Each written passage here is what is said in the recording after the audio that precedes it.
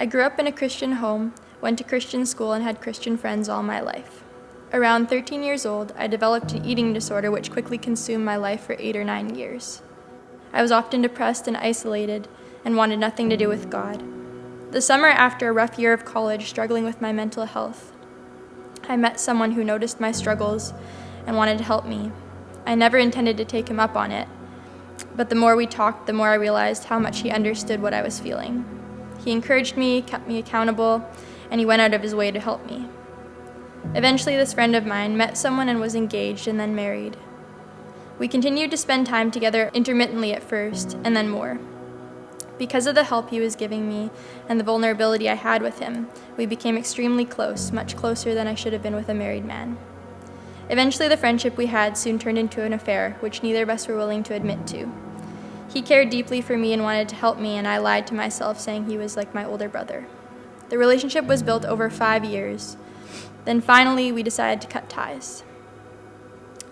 We went our own ways, and I crumbled because the success I had in dealing with my mental health were largely tied to his help and my own strength.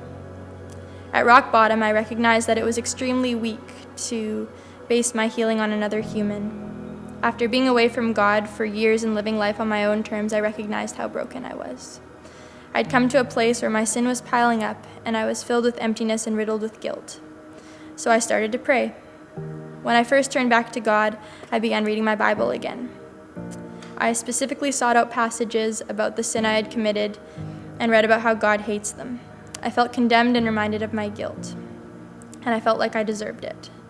But through learning about the promise of the new covenant, especially this year at church and in my life group, I learned something revolutionary. I don't have to live up to all the Old Testament laws in the Bible because no one can. That's part of being human. For sin shall not have dominion over you, for you are not under the law, but you are under grace. There's nothing I can do to earn grace, and yet God has given it to me freely. I now love attending church, which I never did before in my life, really. I recognize the need to lean on God's strength before my own and others, and I have a much deeper understanding of the sanctity of marriage, what it stands for. Marriage is a representation of God's love for the church. And now I want to be baptized to declare my love for God and to share with others what He has done for me. It's a blessing to live knowing the truth and the freedom that I have in Christ.